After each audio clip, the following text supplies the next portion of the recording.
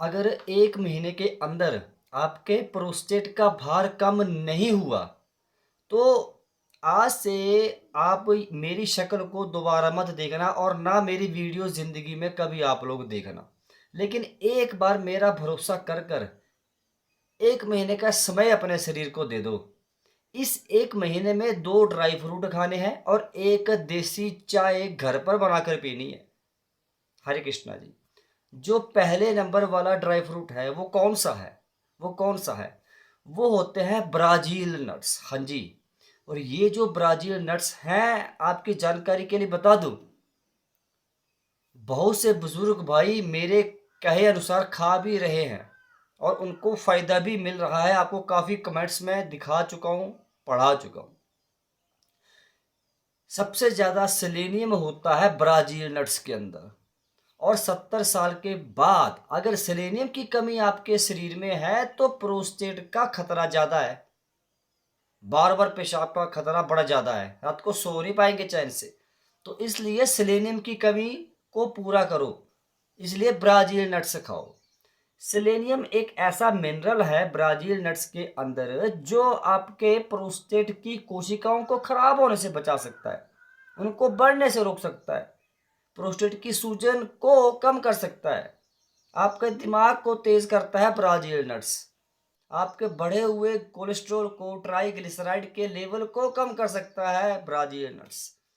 बड़ा कमाल का है, लेकिन दिक्कत ये है हमने कभी इसके बारे में सुना ही नहीं। ये चीज़ें बड़ी गुप्त होती है, कोई बताता नहीं है ये। हिंदी में इसको ब्राज़ील अखरोट बोलते हैं, बस ये है सिंपल।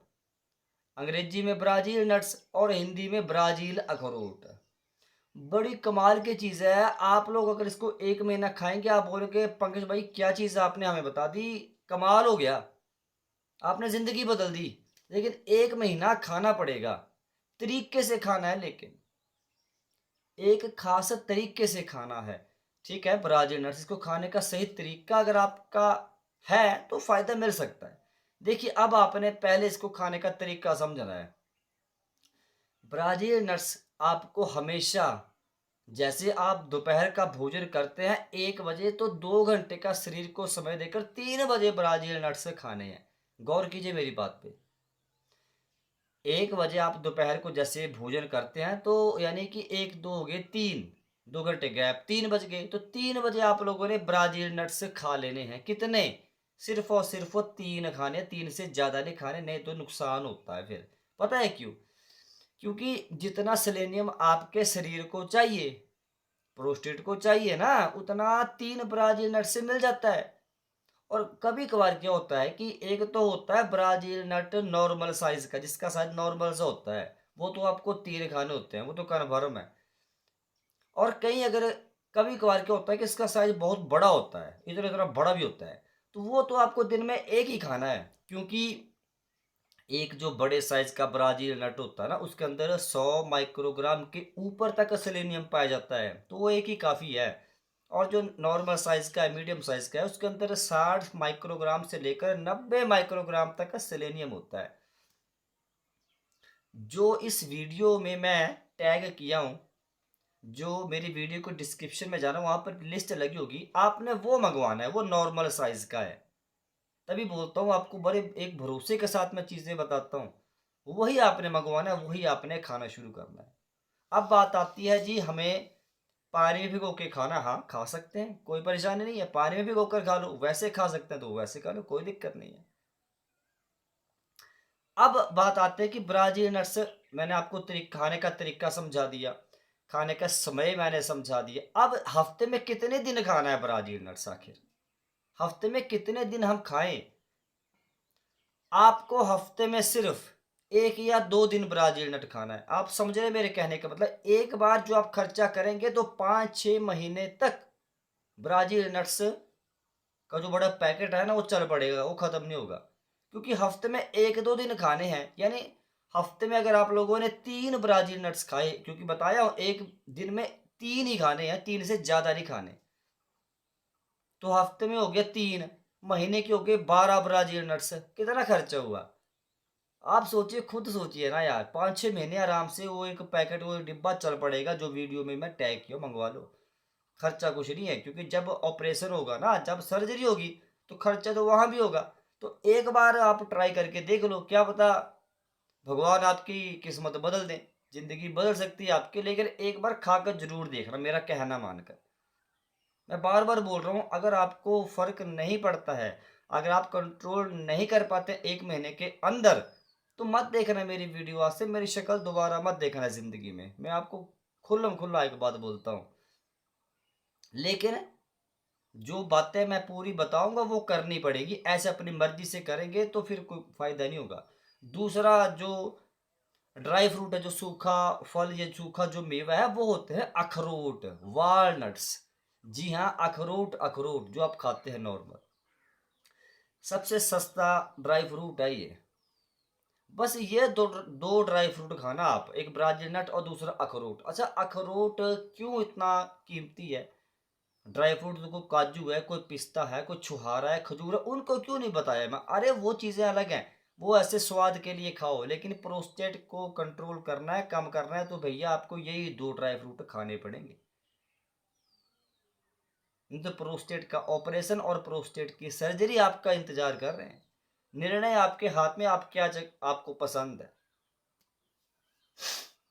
अखरोट के अंदर 3-4 चीज़ें बड़ी टॉप क्लास है, बड़ी ज़बरदस्त है बुज़ुर्ग भाइयों। पहली चीज़, इसके अंदर ज़िंक बड़ा ज़्यादा है, मैं बार-बार रिपीट कर रहा हूँ। ज़िंक और सेलेनियम की कमी अगर आपके शरीर में है 70 साल के बाद, तो प्रोस्टेट का खतरा कई गुना तक बढ़ जाता है। आप इस बात को डायरी पे लिख लीजिए। जिंक जो अखरोट के अंदर है, ये आपके प्रोस्टेट की सूजन को कम करने का काम करता है। जो प्रोस्टेट के इर्द गिर्द सूजन जो बढ़ती जा रही है ना, अब सूजन बढ़ेगी तो आपके लक्षण भी ऑटोमेटिकली बढ़ेंगे। रात को पेशाब बहुत ज्यादा आएगा, सो नहीं पाएंगे चैन से, है ना। ऐसा महसूस होगा जैसे पेशाब करके आ रहे हैं, लेकिन पेशाब की थैली खाली नहीं हो पा रही है, अच्छे से भरी भरी सी है, पेट भरा भरा सा लगता है। तो ये सारे लक्षण भी बढ़ते हैं, क्योंकि सूजन अगर बढ़ेगी तो सूजन को कंट्रोल में कौन रखता है? अरे जिंक मेरे भाई। जिंक, जिंक बड़ी जबरदस्त, जिंक प्रोस्टेट ग्लैंड का भोजन है। जैसे हमारा और आपका भोजन क्या है, साग सब्जियां, हरी पत्तेदार सब्जियां, वैसे ही आपके प्रोस्टेट ग्लैंड, पौरुष ग्रंथि का भी भोजन है जिंक। जिस भी खाने पीने की चीज में जिंक ज्यादा है वो आप खाओ, बिना सोचे समझे खाओ बस। एक कद्दू का बीज जिंक ज्यादा है, अखरोट के अंदर जिंक ज्यादा है, और भी काफ़ी चीज़ें हैं। लेकिन इन दोनों के अंदर ही फ़िलहाल सबसे ज़्यादा जिंक है, सबसे ज़्यादा होता है कद्दू के बीज में। उसके बारे में बता चुका हूँ, क्यों तो आपको रोज़ ही खाना है। वो तो एक अलग बात है, उसको मैं वीडियो में ज़्यादा बताता नहीं, क्योंकि उसको तो क्यों बोलना, क्योंकि जब बोल चुका हूँ कि आपको हर दिन खाना है। ह हर दिन मतलब हर दिन, जब तक आप जिएँगे तब तक खाना है। उसके बारे में बार-बार क्या बताना फिर, वो उसके बिना तो कोई ऑप्शन ही नहीं है। लेकिन फ़िलहाल अखरोट की मैं बात कर रहा हूँ। ठीक है, जिंक ज़्यादा है। दूसरा, इसके अंदर ओमेगा 3 फैटी एसिड्स हैं, जो प्रोस्टेट की इन्फ्लेमेशंस को काफ़ी हद तक कंट्रोल में कर सकते हैं। ओमेगा 3 फैटी एसिड्स आपके दिमाग को भी तेज़ करते हैं, आपके दिल को मजबूती देते हैं। ठीक है, अखरोट कितना काम कर रहा है, क्योंकि प्रोस्टेट और दिल एक दूसरे के पक्के दोस्त हैं। हाँ जी। तीसरा, तीसरा इंग्रेडिएंट, तीसरी जो चीज़ अखरोट के अंदर है वो क्या है? तीसरी चीज़ जो अखरोट के अंदर है वो है सेलेनियम। मात्रा थोड़ी कम है, लेकिन भैया सेलेनियम है इसके अंदर। तो इसलिए सेलेनियम आपने, इसलिए अखरोट खाना है। और सेलेनियम वैसे तो सबसे ज़्यादा ब्राज़ील नट्स के अंदर है, जैसे मैंने वीडियो के पीछे आपको बता दिया, लेकिन इसके अंदर भी सेलेनियम है, मात्रा थोड़ी कम है बस। तो इसलिए अखरोट खाना है। अब बात आती है जी, अखरोट को खाने का सही तरीका क्या है? बिना पानी में भिगोए कभी भी जिंदगी में अखरोट मत खाइएगा आप लोग। जिंदगी में एक उसूल बना लीजिए, 70 साल के बाद या पहले भी, रात को 2 अखरोट की गिरी लो, पानी में भिगो के रख दो, सुबह उठकर पेट साफ करने के बाद अखरोट की गिरी खा लो। ये ध्यान रखना, पेट में कब्ज ना हो, पेट साफ हो गया तो अखरोट की गिरी खा लो। जैसे सुबह अगर 7 बजे अखरोट आपने खाया, तो फिर 2 घंटे का शरीर को समय दे दो अखरोट को पचाने के लिए। जो भी पोषक तत्व अखरोट के अंदर है उनको एब्जॉर्ब करने के लिए, बस उसके बाद ब्रेकफास्ट कर लो। 7 बजे के बाद, यानी 2 घंटे का गैप, कितना हो गया, 9 बज गए, 9 बजे सुबह आप ब्रेकफास्ट कर लो, बस। ये ध्यान रखना है हमेशा। पेट साफ किए बिना अखरोट नहीं खाने। पेट में कब्ज ना हो, अगर कब्ज पेट में ज़्यादा है तो एक काम करो, सुबह उठकर ना बिस्तर पर एक गुनगुना नॉर्मल कप जिसमें चाय कॉफ़ी पीते हो, उसको पूरा गुनगुना पानी से भर लो।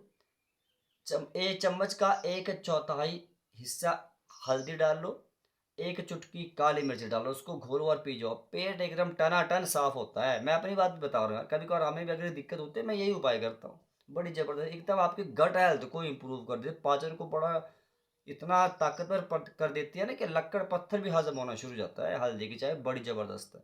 तो मेरे ख्याल से अब आप समझ चुके होंगे मैंने आपको क्या समझाया।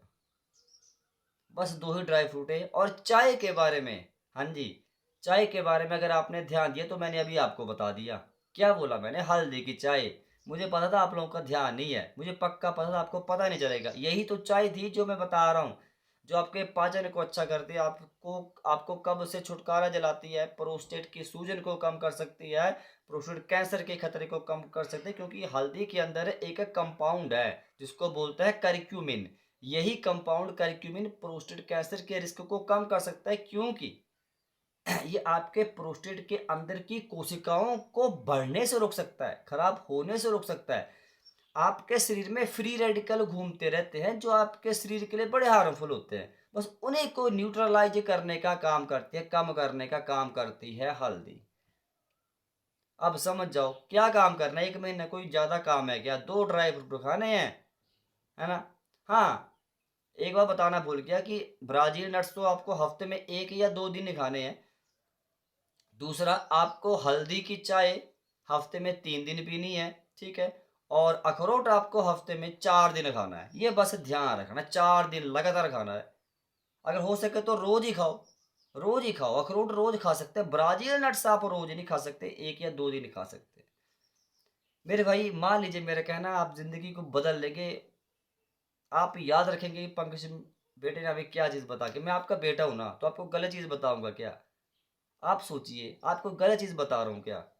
अगर आप प्रोस्टेट को कंट्रोल कर ले जाते हैं 1 महीने तो कितनी बड़ी बात होगी। सालों से तंग है आप, परेशान है जिंदगी, आपने मतलब तंग हो चुकी है आप जिंदगी से। बुढ़ापा है, कोई साथ नहीं देगा, तो एक बार अपने बेटे का कहना मानकर देखो तो। एक बार, सिर्फ 1 महीने के लिए, बस ज़्यादा नहीं बोल रहा हूँ, सिर्फ 1 महीना काफ़ी है। तो अगर फिर भी कन्फ्यूज़न है, आप लोग कमेंट कर सकते हैं और अपने इस बेटे का सपोर्ट कीजिए। इस वीडियो को जितना हो सके आप लोग शेयर कर दो, हर बुजुर्ग भाई तक ये वीडियो पहुंच जाए और उनको फ़ायदा हो। ठीक है? हरे कृष्णा जी, राम राम।